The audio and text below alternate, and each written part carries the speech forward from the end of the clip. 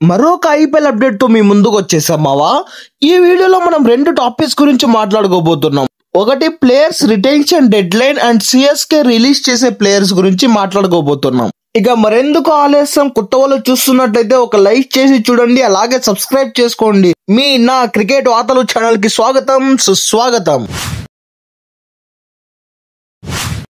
IPL teams November 15 లోపు ఎవరిని retain చేసుకుంటున్నారో అనేది బీసీసీఐకి చెప్పాలి మావా. సో నవంబర్ 15 అనేది లాస్ట్ డేట్ మావా రిటెన్షన్ కి.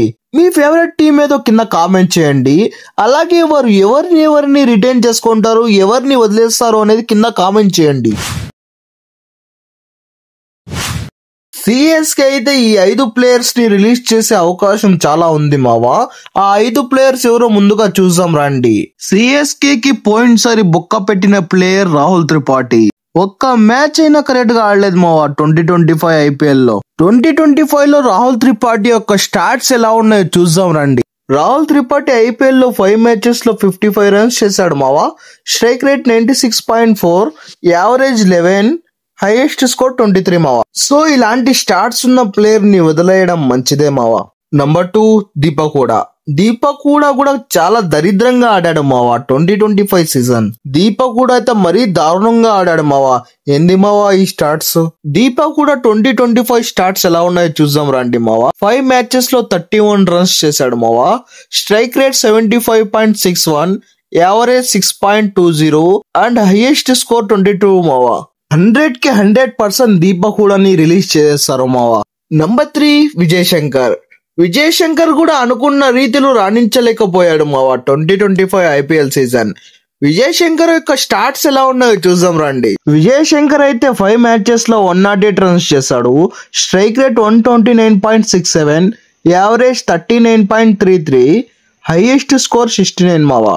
సో విజయ్ శంకర్ ని కూడా రిలీజ్ చేస్తారు మావా సిఎస్కే. నంబర్ 4 డెవాన్ కాన్వే కూడా అనుకున్న రీతిలో రాణించలేకపోయాడు మావా 2025 ఐపీఎల్ సీజన్. డెవాన్ కాన్వే యొక్క స్టార్ట్స్ ఎలా ఉన్నాయో చూద్దాం రండి 2025.